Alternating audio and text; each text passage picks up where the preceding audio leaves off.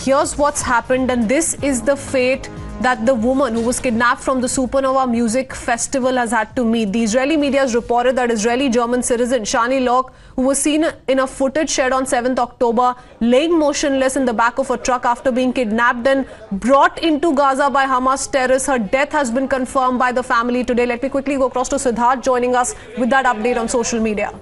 So, Kritzween, here's the tweet that actually confirms the tragic death of Shani Louk. This is what the Israeli Twitter handle has said. We are devastated to share that the body of a 23-year-old German-Israeli Shani Louk was found and identified. Shani was kidnapped from a music festival and tortured and paraded around Gaza by Hamas terrorists. Experienced unfathomable horrors. Our hearts are broken. May her memory be a blessing. And they've, of course, put out a picture of Shani Louk. You'd remember, Kritzween, that her body was in fact placed on a pickup truck, on the back of a pickup truck, and driven around the streets of Gaza. There were people surrounding the truck who actually were spitting at her lifeless body at that point in time. Her mother still expressed hope that she'd still be alive. Unfortunately, now it's been confirmed that she's passed away. Absolutely. Her mother, spoke to the media and really kept emphasizing on the fact that her daughter must be returned at the earliest, kept pleading on that note. Thank you for that, Siddharth. Let me quickly go across to Pradeep Datta as well, joining us live on the broadcast. Pradeep, the story of Shani Louk has been remembered and spoken of by several people across the world, and there are several other stories such as this, heartbreaking stories at that. Shani Louk is no more, her body has been found, and the Israeli forces have taken to social media to confirm the same.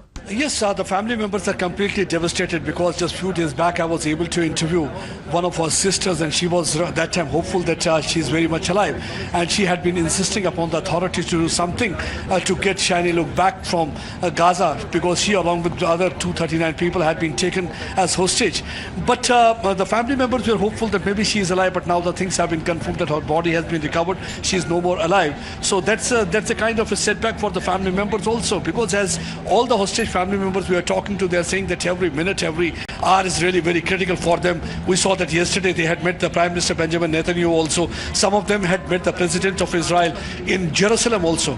And everybody had been trying to tell them to do something in this regard, because they're trying to build international opinion, trying to tell the world that whatever efforts you can make to ensure that at earliest all these people who had been held hostage for the last so many days are brought back to their near and dear ones. The reason is that some of them are too young. 9-month-old baby, some are 4-year-old, some are 87-year-old, some really need kind of a medication also. So it's not that easy being in the captivity, whether they must be getting all these things or not. But what is really a matter of concern is that people who are coming out and protesting at different places, nobody is really talking about the people who had been held hostage. Everybody is talking about what is happening inside the Gaza, because somewhere they feel it is the ecosystem of terror that is working over time, trying to project villains as victims, and victims are being projected as oppressors in this case.